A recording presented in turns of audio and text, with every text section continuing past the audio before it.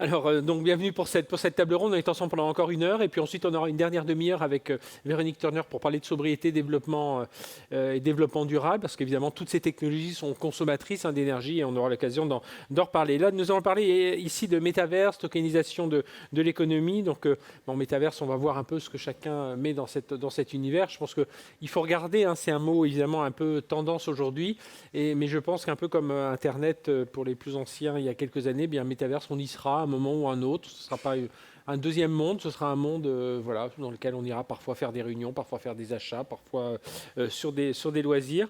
Mais en tout cas, on va regarder un peu on va démarrer un peu sur cette définition de la tokenisation. On sait qu'aujourd'hui, il y a différents actifs qui sont tokenisables, dans les actifs incorporels, les brevets, les crédits carbone, les droits d'auteur, etc.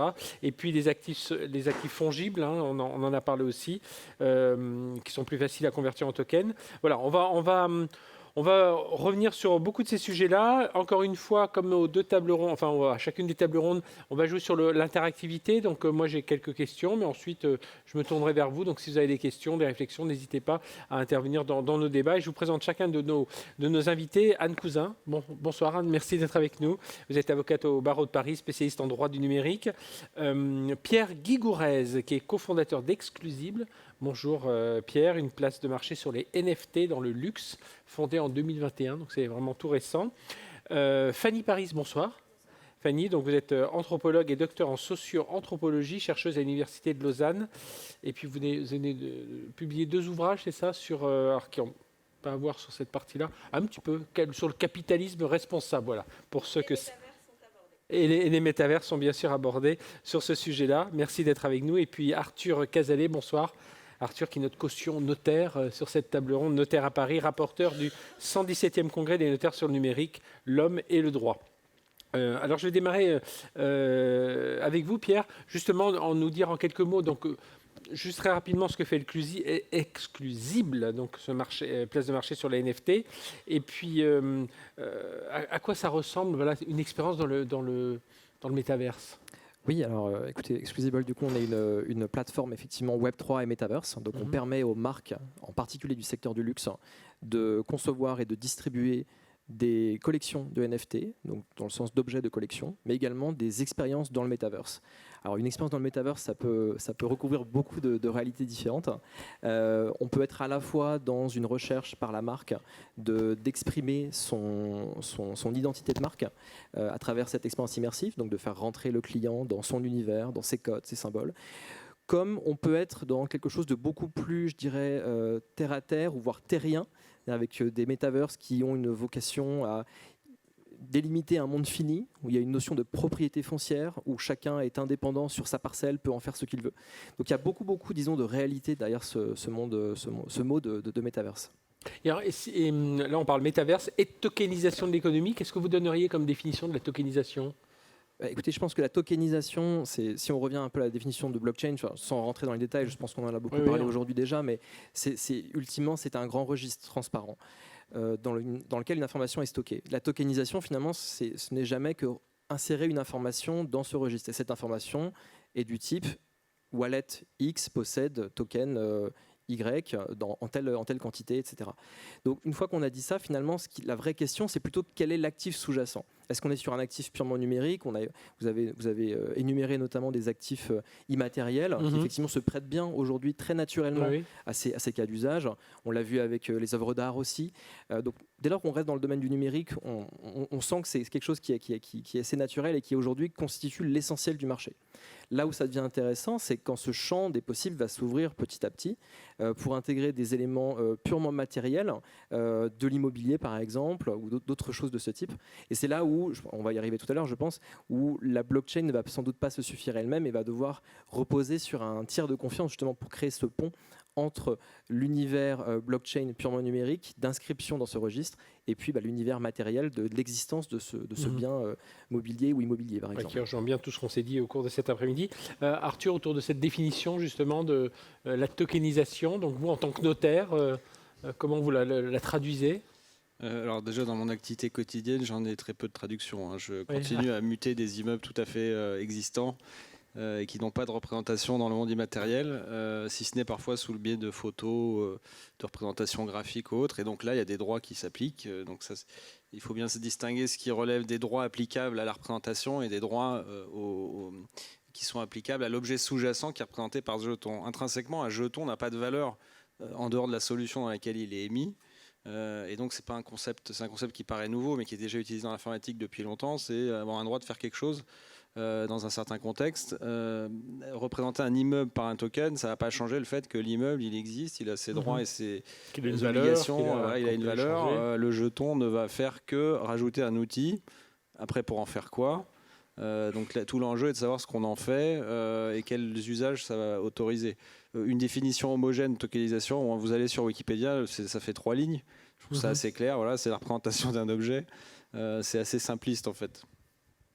Alors, Fanny, je continue un petit peu ce tour de table avec chacun sa définition autour du Web 3, de l'image qu'on se fait du métaverse. Voilà, comment vous voyez sous votre œil justement d'anthropologue? Alors, d'un point de vue anthropologique, les métaverses et le Web 3 vont être interprétés de 2 manières. Le premier, c'est le Web 3 à travers la révolution qu'il promet à la société. Et si on fait un petit peu d'histoire très récente, dans les années 60-70 du siècle dernier, en fait, on se rend compte qu'à chaque fois qu'on va avoir une révolution d'Internet, ça va être une promesse qui est porteuse d'utopie, tant pour les individus et la société que pour la finance et pour les sociétés de manière plus générale. Aujourd'hui, avec le Web 3, on a cette même promesse d'utopie et de nouveau monde dans une période de transition où, que ce soit pour les places financières comme pour les individus, le présent est incertain, le futur est anxiogène et le Web 3 promet d'aller plus loin, d'aller plus vite peut-être et de contourner un certain nombre de freins.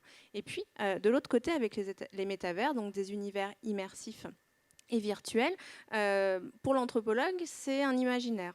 C'est un imaginaire qui n'est pas nouveau et qui réactualise le mythe de l'Éden, cette fois-ci virtuel, où pour plein de raisons différentes, en fonction de qui on est, de qu'est-ce que l'on a envie de faire et des représentations que l'on a envie de donner au futur, et ben on a un monde des possibles, des terres vierges et virtuelles à explorer, à investir, non pas pour le moment pour créer un nouveau monde, mais pour d'une part hybrider notre société à travers différents niveaux de réalité. C'est ce qu'on appelle la phygitalisation des modes de vie, entre la vie physique, la vie digitale et la vie virtuelle. Et puis d'un autre côté, amener une extension de notre société, non pas uniquement pour dupliquer ce qui se passe dans le monde physique, dans le monde virtuel, mais pour créer un champ des possibles supplémentaires, que ce soit pour les individus, pour les marques, ou même pour un ensemble de communautés d'intérêt. Donc c'est davantage une évolution qu'une révolution, on va dire. Exact. Alors, d'un point de vue anthropologique, oui. Aujourd'hui, oui, on est davantage dans une évolution qui s'intègre dans les modes de vie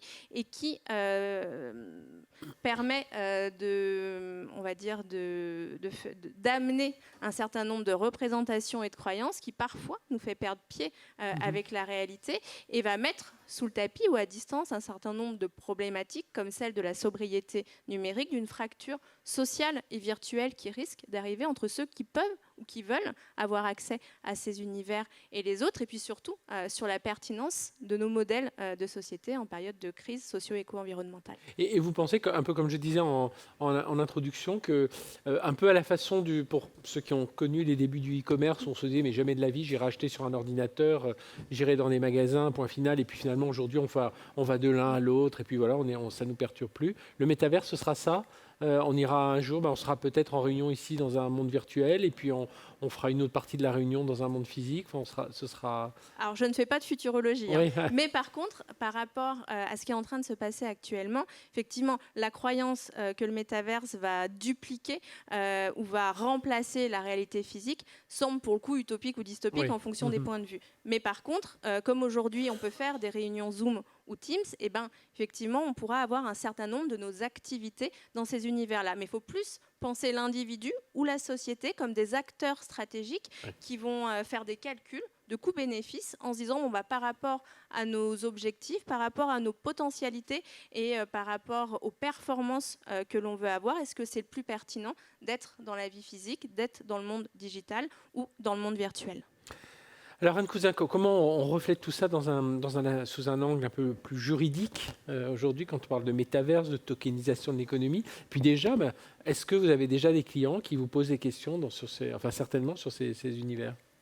Alors oui, tout à fait. Nos clients nous posent beaucoup de questions sur ces univers-là parce qu'ils souhaitent se lancer dans le métaverse. Par exemple, ils sont des sites de e-commerce et donc ils se disent je vais réfléchir moi aussi et peut-être me lancer dans une activité nouvelle, revue, relookée dans le métaverse. Donc on a des questions, je dirais, qui sont celles que les juristes ou les avocats se posent et qu'on pose aux avocats à chaque évolution technologique, c'est-à-dire adapter des outils juridiques existants à une évolution technologique. Parce que je partage ce que vous disiez, je crois que si j'ai bien compris, c'est sûrement pas une révolution, c'est une évolution.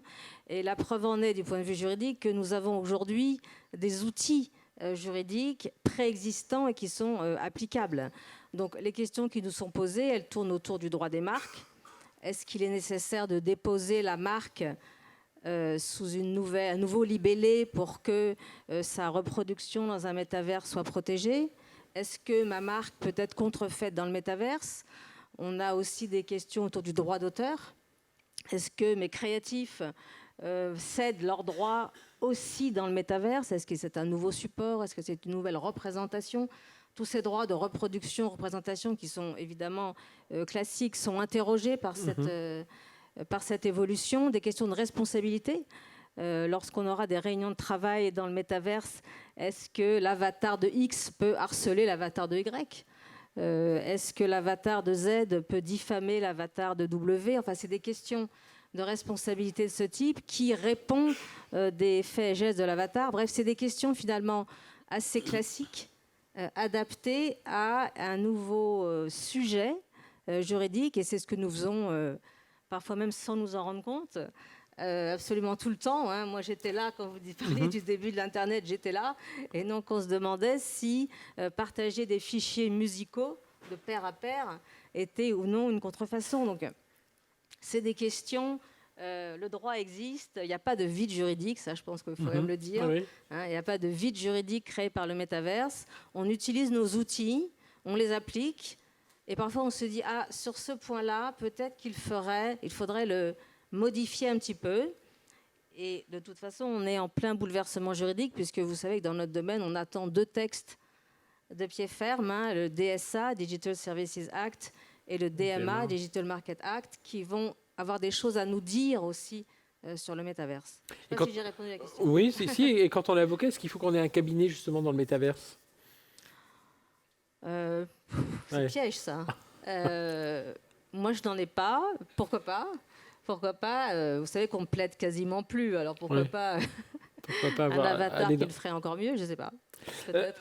Alors, Arthur, ces technologies donc, sont des déclinaisons un peu qui apportent de nouveaux usages. Alors, dans le thème, on dit est-ce que c'est une société qu'il faut redouter, ou qu'il faut craindre, vous êtes là un peu peut-être quelque part pour nous rassurer, pour nous dire. Oui, alors du coup, la question est pour moi. Du coup, oui. Oui, effectivement, je pense que j'espère qu'on a d'autres choix effectivement que redouter ou craindre cette évolution. Je pense que vous le disiez très bien justement, Fanny, avant sur le fait qu'on peut voir ça comme une utopie ou une dystopie, et c'est effectivement charge à l'individu de s'employer, utiliser cette technologie d'une façon qui corresponde à ce que chacun a envie de faire. Je pense qu'aujourd'hui, l'évolution, les cas d'usage qu'on voit pour le Metaverse sont énormément tirés par des sociétés, par des marques notamment, qui décident d'utiliser ces outils au service de leur stratégie, qui généralement est une stratégie marketing aujourd'hui autour du Metaverse. Ce n'était pas la réalité il y a 2-3 ans.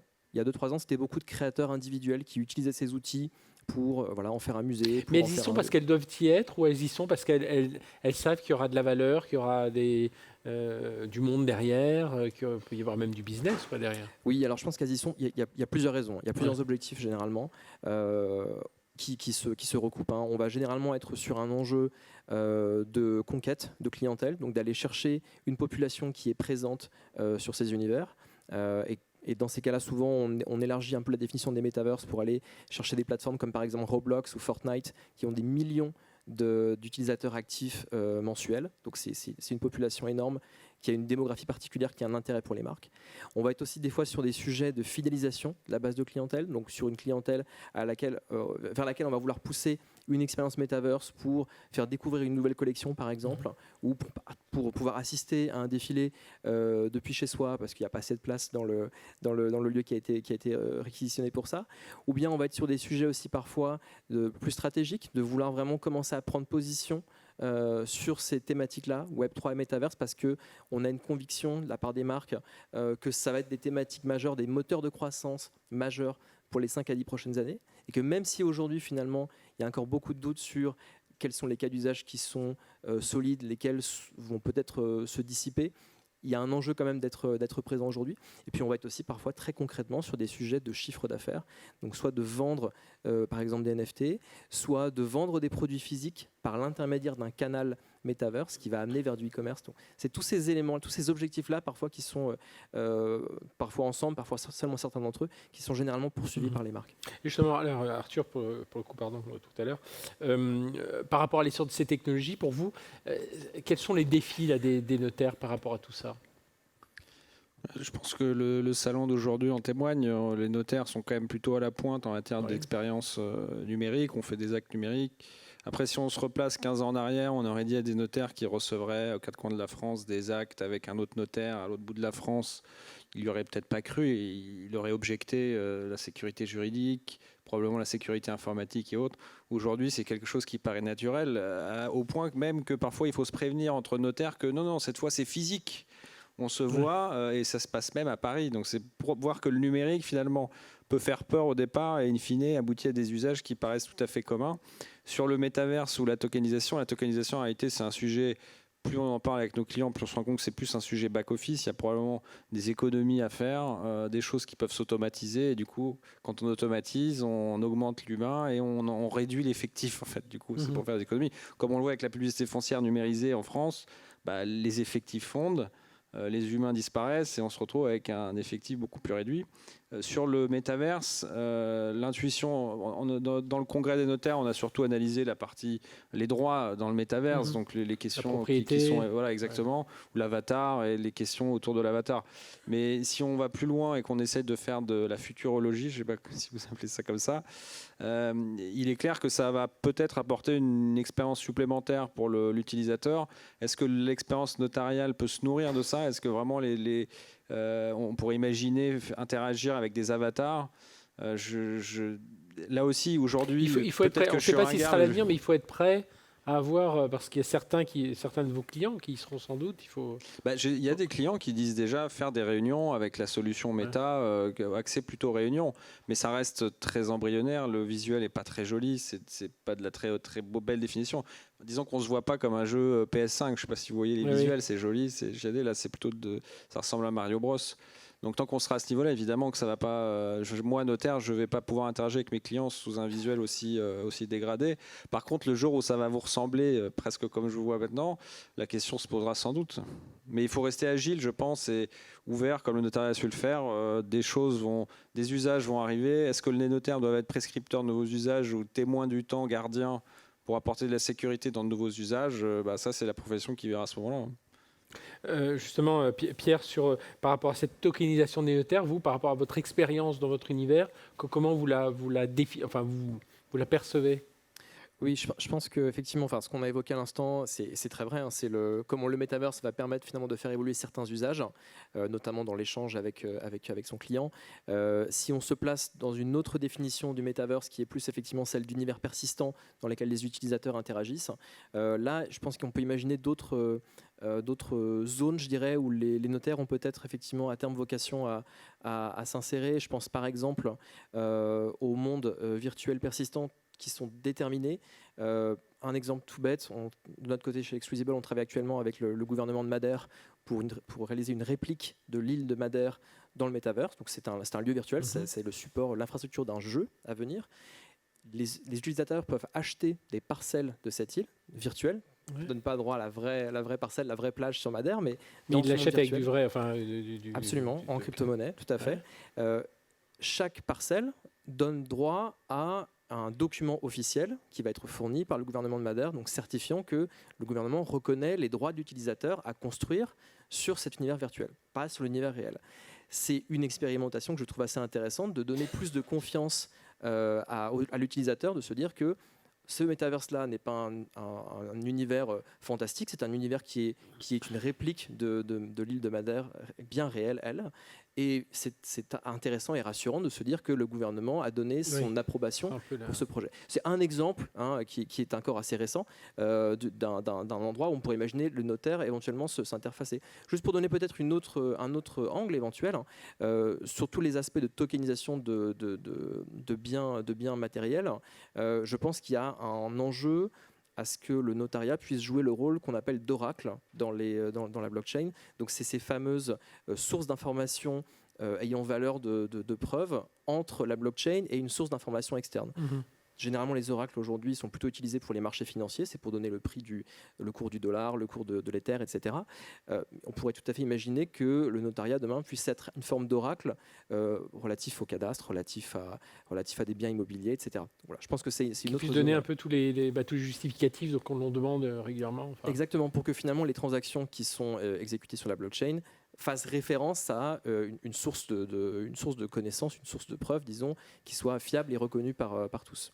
Anne, ce qu'il faut dans tout ce que l'on dit là, c'est apporter plus de lisibilité un peu à tous autour de toutes ces technologies au métier du juridique. Les rendre plus compréhensibles, vous voulez dire on peut, à mon avis, les rendre plus compréhensibles, déjà en ayant bien conscience, encore une fois, qu'il ne s'agit pas de quelque chose d'incompréhensible, justement.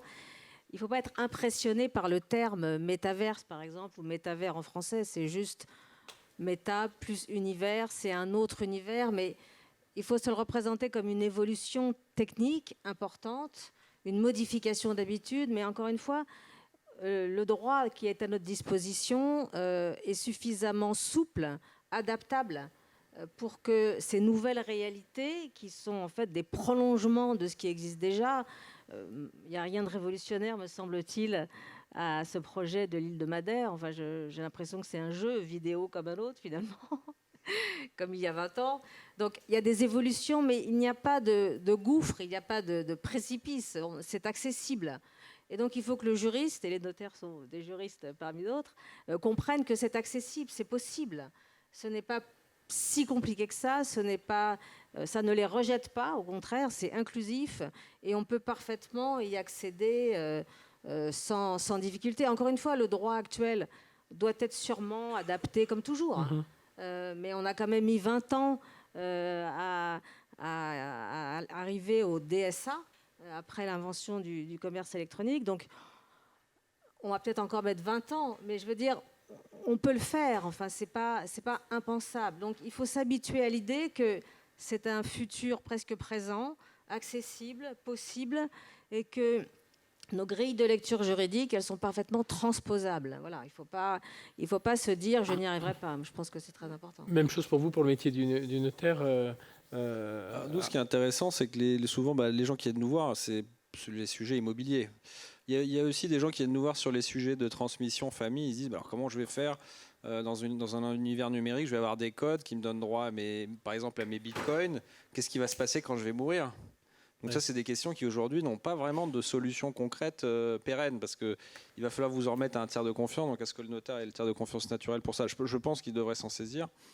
Après, je trouve que la plupart du temps, les gens pensent en arrivant avec l'idée je vais faire du métavers, je vais faire de la tokenisation. En réalité, ils ont lu 2-3 articles, évidemment de pionniers qui décrivent des potentialités qui sont très intéressantes et alléchantes. Mais en réalité, quand on regarde et qu'on confronte ça au droit commun tel qu'il existe, la plupart des règles dans leur architecture s'expliquent par un ensemble de raisons en fait que le numérique ne peut aider à contourner de façade. Mais dès lors que vous représentez un droit qui va aboutir à des actions concrètes dans la vie réelle et autres, en réalité, les mêmes problèmes que s'il n'y avait pas l'image par-dessus vont se poser. Et dans l'immobilier, souvent, les gens se demandent si là, je vais pouvoir le tokeniser mon immeuble et le conserver différemment, le rendre très sécable, liquide, le diffuser à n'importe qui. Mais en fait, tout ça existe déjà. Qu'on mette du numérique ou une image, qu'on appelle ça la pierre papier, la pierre numérique, comme vous voulez, il n'y a pas de différence fondamentale. Et je rejoins tout à fait ce qui a été dit. Et c'est la conclusion d'ailleurs de notre rapporteur de synthèse, qui était l'universitaire Manuela Bourassa. En fait, la plupart des choses sont dans le droit commun. Quand vous arrivez, vous êtes confronté à ça, vous êtes très excité en vous disant il y a plein de trucs, il y a un vide, il y a des trucs à faire, c'est une terre vierge. En réalité, non, en fait, la plupart des concepts de droit commun s'appliquent et il y a très peu de place en fait pour des choses qui nous dépassent totalement, en tout cas de ce que j'ai vu pour le moment.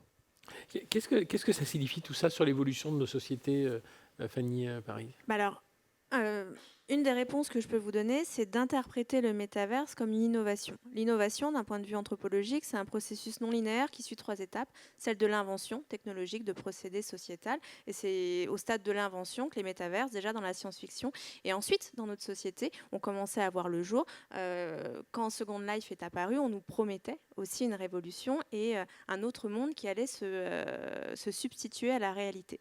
Ensuite, on a une deuxième étape qui est celui du processus de diffusion, où ça va faire un petit peu son bonhomme de chemin dans une société, porté dans un premier temps par des communautés de pionniers ou de passionnés qui vont inscrire un nouvel usage et un imaginaire très fort. Et puis, là où on en est actuellement, c'est la troisième phase, c'est celle de la réception de l'innovation, donc de l'invention. Donc cette invention qui est le métaverse devient une innovation sociale parce qu'elle trouve sa place, du moins dans nos représentations et dans un ensemble de stratégies qui vont être mises en place. Et en fait, c'en est qu'au début. Donc en fait, c'est un petit peu le grand paradoxe où d'un côté, on se positionne comme des micro-spéculateurs de notre quotidien, où on est dans un imaginaire, un futur d'un autre monde, où les métaverses seront omniprésents ou du moins seront là. Et puis d'un autre côté, on se rend compte qu'on est sur une modernisation, on est sur une adaptation, une évolution de la société qui vient un petit peu déstabiliser dans une période de transition et de chamboulement. Et là, ça rejoint un petit peu plus les études que je mène sur le capitalisme responsable. C'est de questionner la pertinence et le maintien de nos institutions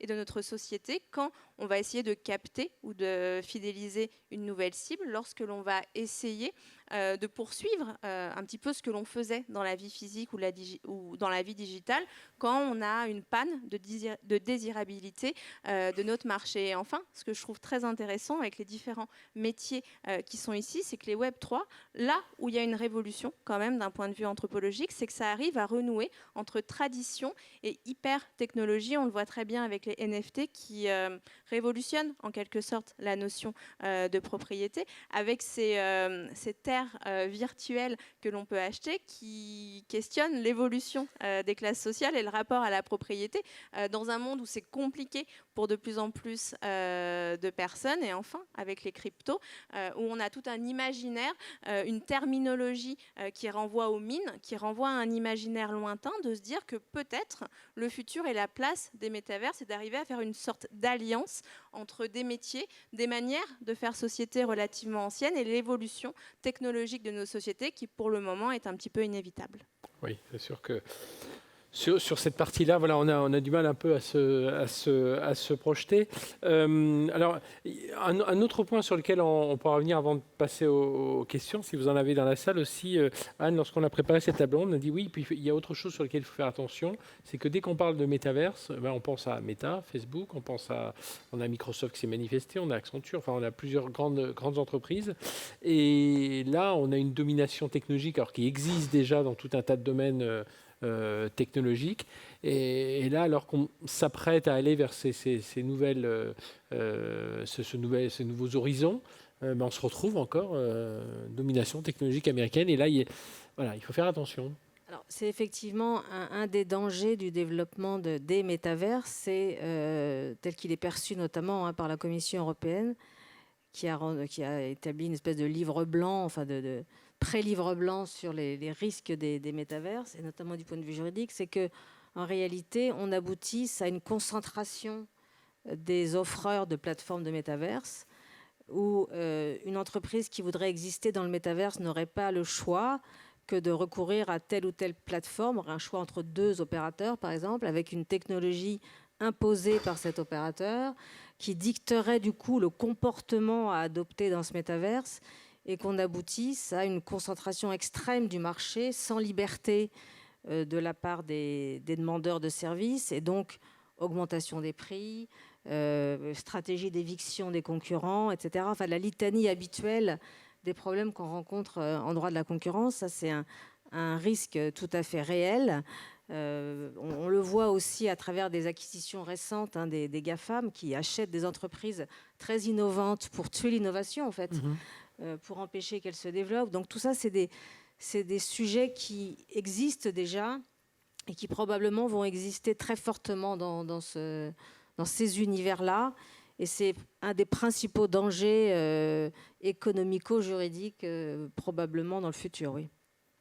Fanny, j'avais vu un endroit où vous aviez parlé de techno-féodalisme. Exactement, les recherches qui sont menées à ce sujet, qui sont portées notamment par des sociologues et des économistes, parlent de techno-féodalisme pour décrire le phénomène que Maître vient de nous expliquer et qui questionne à la fois la liberté, mais également l'espace réglementaire qui va gérer les interactions à la fois au quotidien, mais également marchandes dans ces univers-là, qu'on soit dans des règles d'utilisation ou dans des communautés de droit. Et ben, c'est pas la même chose. Et qu'est-ce que ça veut dire sur ce que l'on aura le droit de faire, notre place, et du coup ça questionne notre identité et le rapport à la liberté.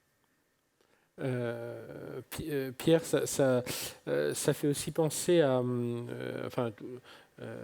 sur cette partie-là, sur la partie souveraineté.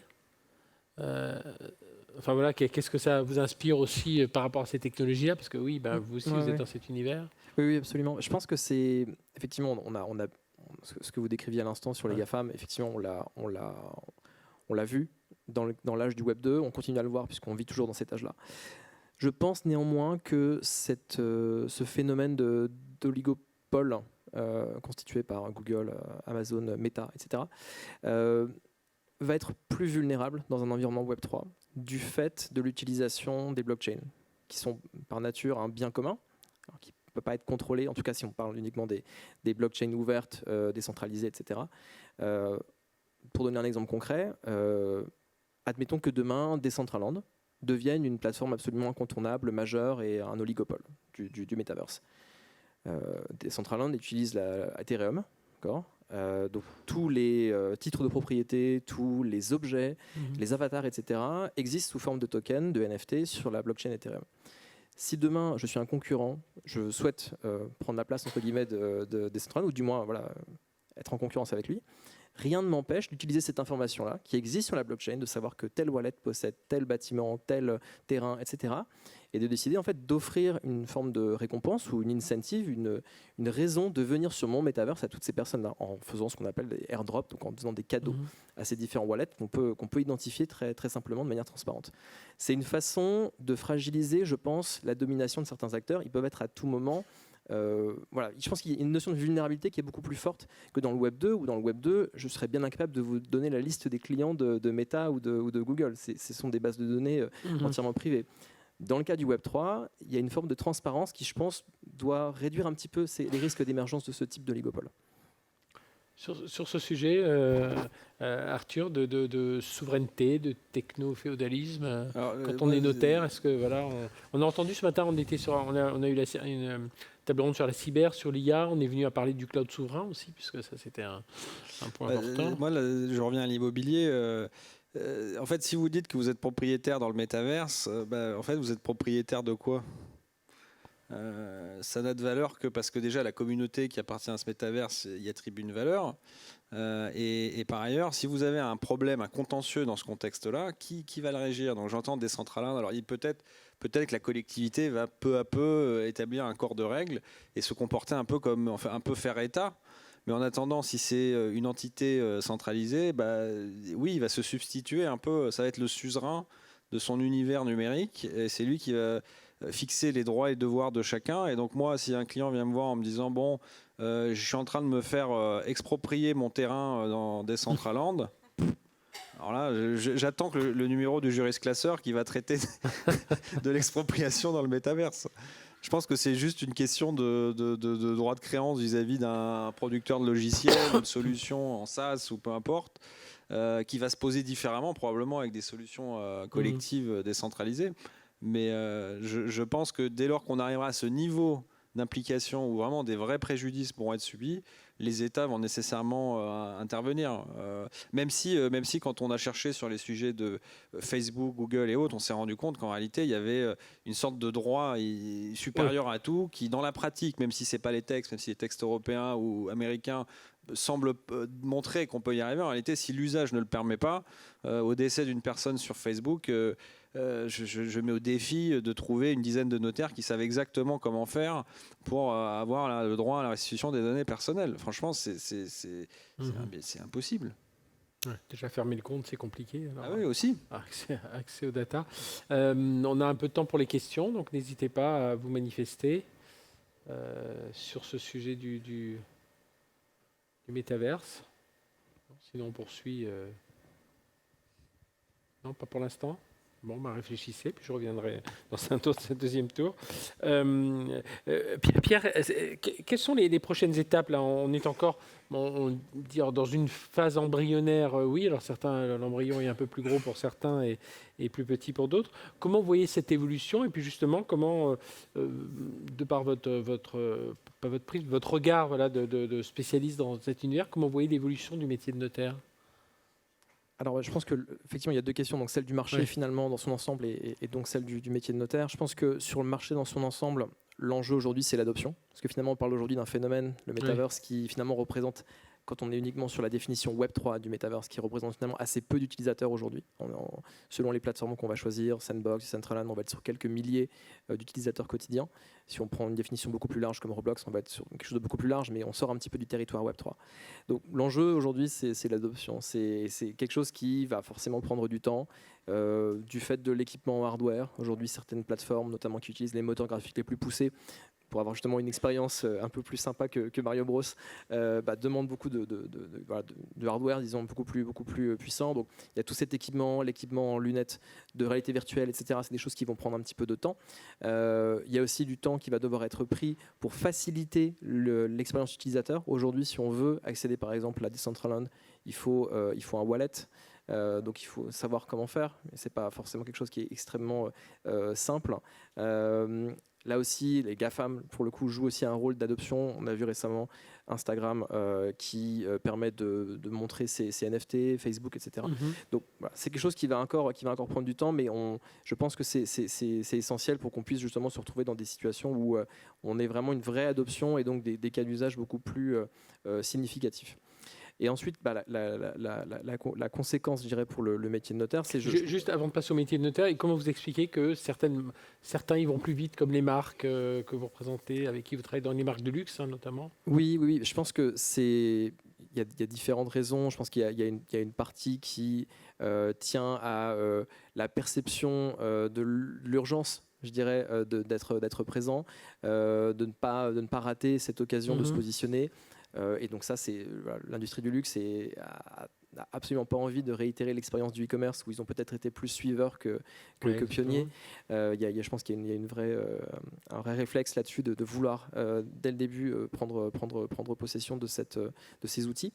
Je pense qu'il y a aussi des enjeux budgétaires, etc. Je pense qu'aujourd'hui, forcément, la situation macro limite les capacités d'investissement et certains secteurs plus que d'autres ont la capacité de continuer leurs investissements dans ce domaine. Et les marques puis un en font mouvement partie. qui a été lancé par quelques marques et il y a l'effet aussi de voilà, je pense qu'il y a une force d'entraînement qui a été en grande partie nourrie aussi par le rebranding de Facebook en Meta, qui a été une sorte de signal un petit peu à tout le monde. Attention, c'est un sujet majeur, ça va le devenir en tout cas. Donc il faut s'y intéresser. Donc je pense qu'effectivement c'est tout ça qui joue aujourd'hui sur l'adoption par les marques. Et pour deuxième question, autour de l'évolution du métier de notaire?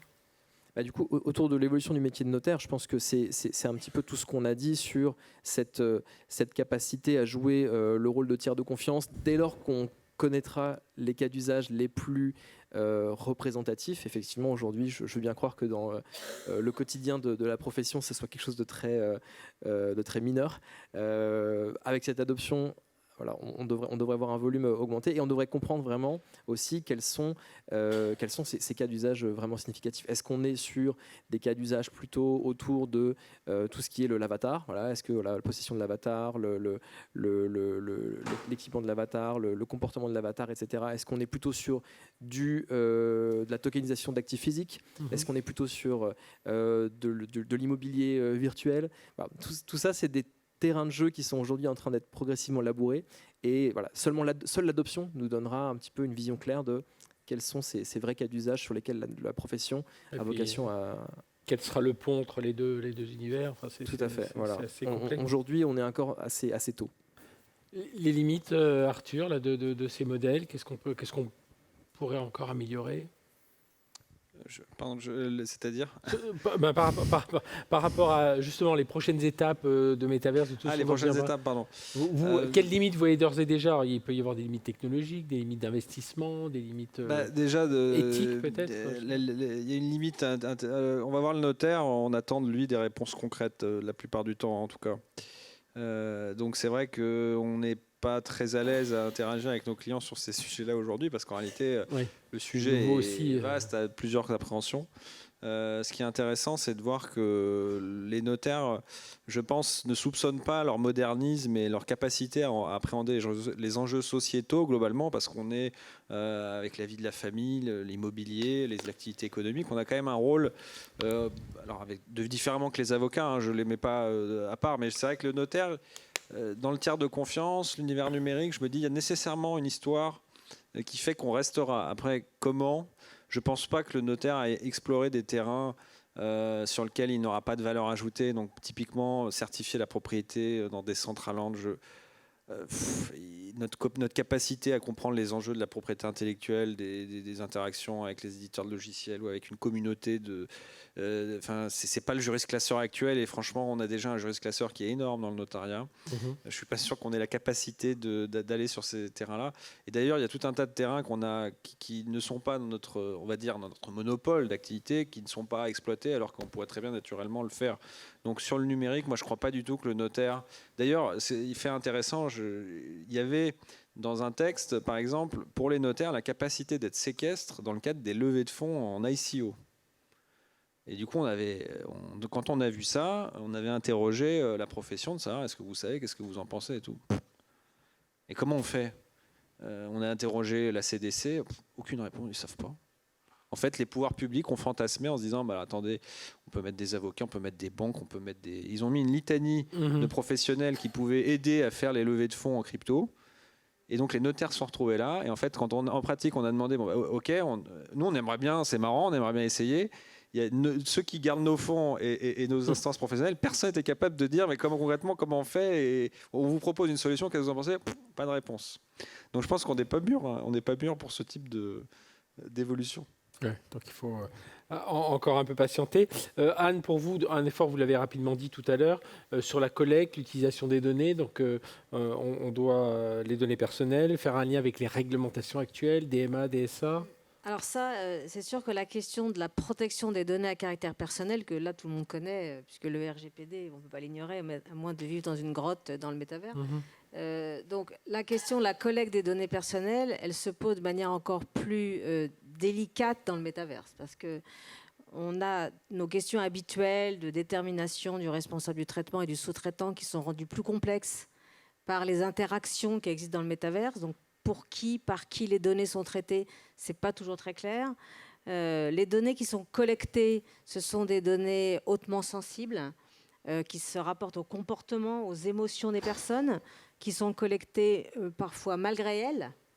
Alors, il n'y a pas que dans le métaverse qu'elles sont collectées malgré nous, vous me direz, mais on collecte des tas d'informations sur le comportement, en fait. On peut détecter une impression, un sourire, etc.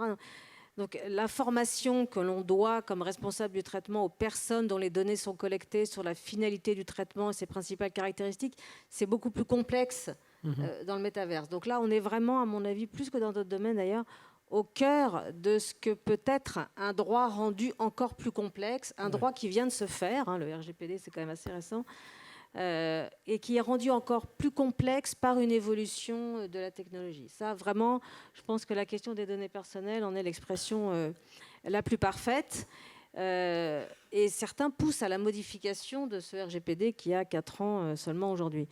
Donc on voit bien que pour le pousser vers quoi, par exemple? Pour traiter la question, pour que le mot métavers ou le mot NFT apparaissent dans le texte. Et c'est vrai qu'on dit toujours que le droit a un temps de retard. Moi, je conteste ça comme juriste qui aime mon métier. Nous ne sommes pas en retard. Ce n'est pas à nous de créer de nouveaux concepts techniques. Mais c'est vrai que la tâche n'est pas rendue très aisée en ce qui concerne ce champ entier de la protection des données personnelles qui est absolument au cœur, en plus, des modèles économiques des plateformes. Donc, probablement, il y a des difficultés. Et c'est vrai aussi que le DSA et le DMA dont je parlais en introduction, qui sont des textes à l'état de projet qui devraient entrer en vigueur au tout début d'année 2023 pour régir le numérique, ne disent pas un mot de ce dont on vient de parler. Donc, alors, est-ce qu'on est en retard? Est-ce qu'on est délibérément... Pourtant, Thierry Breton a dit qu'il voulait un métaverse européen. Oui, mais alors, d'ailleurs, ces textes s'appliquent au métaverse, puisque ces textes s'appliquent aux plateformes intermédiaires du virtuel, donc ça s'applique aux plateformes du métaverse, sans en parler. Donc, c'est bien ce que je disais au début. Même quand le droit n'en parle pas, il s'y applique. Mais c'est vrai qu'on a ces difficultés d'adaptation du texte, etc. Et la question des données personnelles, je me répète, mais elle est absolument centrale. Elle est le poumon de cette activité pour les plateformes. Ils vivent des données personnelles. Et on aura du mal à l'appliquer et à protéger les personnes physiques, oui. Ça, c'est sûr. Un avatar n'ayant évidemment pas lui-même, aujourd'hui, de droit à revendiquer... Lorsqu'on avait préparé ça, on m'avait dit, oui, c'est quand un avatar agresse un autre, qu'est-ce qui se passe? Alors, un avatar, il ne lui arrivera rien en tant que tel, dans le monde réel, mais la personne qui est derrière l'avatar peut répondre. D'ailleurs, ça existe. Il y a eu des condamnations, je crois, en Allemagne, pour harcèlement via avatar. Donc, c'est tout à fait possible et je ne vois pas ce qui s'y opposerait chez nous. En revanche, il n'y aura pas de crime commis par un avatar envers un autre. Ça, c'est pas... voilà. Devenir compliqué. Ça, c'est pas possible. Par contre, oui, harcèlement, diffamation, comme je le disais, il n'y a pas d'obstacle à cette possibilité-là. Fanny, les notaires donc, doivent forcément s'intéresser à ces sujets, on le dit et on l'a dit tout l'après-midi. Quelle place dans tout ça pour les individus, pour les entreprises? Est-ce qu'il faut d'ores et déjà établir? Alors il y a quelques règles, des MA, DSA, ce type de réglementation, mais est-ce qu'il y a d'autres règles encore à... Alors, moi, en tant qu'anthropologue, je vois ça de l'extérieur en tant qu'observatrice. Et à chaque fois qu'on me pose la question sur les deux sujets majeurs du moment qui sont la sobriété et les métaverses, j'ai envie d'apporter une réponse commune, qui est celle davantage d'une posture éthique des professionnels et qui reposerait sur 3 piliers pour pouvoir avoir la vision la plus pragmatique possible des choix à faire. Le premier, c'est le décentrement, en se disant qu'il y a une évolution, il y a une nouvelle manière de faire, il y a des individus qui ont des croyances et des pratiques qui nous semblent totalement exotiques, comme acheter un terrain dans un monde virtuel, mais pourtant ça existe. Ce qui nous amène au deuxième pilier, qui est celui de la bienveillance, en se disant on peut être pour ou contre, on peut trouver ça bien ou mal, ça ce n'est pas la question, mais c'est là et c'est en train d'arriver, mais plutôt essayer de comprendre les logiques d'acteurs et les logiques individuelles qui vont conduire à faire certains choix d'investissement, de positionnement, même de création d'identité et d'avatar dans ces univers-là. Et le troisième pilier, c'est celui du dépassement de soi, c'est qu'à chaque transformation de moment de société où l'énergie et les solutions technologiques sont au cœur, et ça amène des bouleversements, des changements en termes de métier, en termes d'identité professionnelle et en termes de problématiques avec lesquelles on va gérer. Mais si on garde cette posture éthique à chaque fois qu'une nouvelle situation s'offre à nous, ça va. Et puis, au-delà de ça, c'est le principe de l'intersubjectivité qui est questionné, c'est-à-dire notre capacité à créer et à organiser le réel via des entités irréelles. Donc on a eu les religions, la politique, les États hier, et aujourd'hui on a les métaverses qui, au final, peuvent paraître de l'extérieur virtuels, mais sont des vrais investissements, des choses qui sont réellement vécues par les individus et qui vont de plus en plus hybrider notre perception de ce qui est réel et virtuel, de ce qui est du monde physique et ce qui est du monde des rêves et de l'imaginaire, où, je le rappelle, en tant qu'anthropologue, il y a plein de sociétés à travers le temps et à travers le monde encore aujourd'hui qui n'ont pas de frontières si strictes que la nôtre entre ce que l'on peut toucher et ce que l'on ne peut pas toucher. Et en ce sens, on est en train de réactiver des modes de fonctionnement qui risquent de nous toucher beaucoup plus qu'on ne peut le croire aujourd'hui. Eh bien, c'est une bonne conclusion. Je ne sais pas si on a le temps, on a 2-3 minutes. Si vous avez des questions à poser, n'hésitez pas. Sinon, je vous propose qu'on entame la dernière session. On peut remercier chacun de nos intervenants.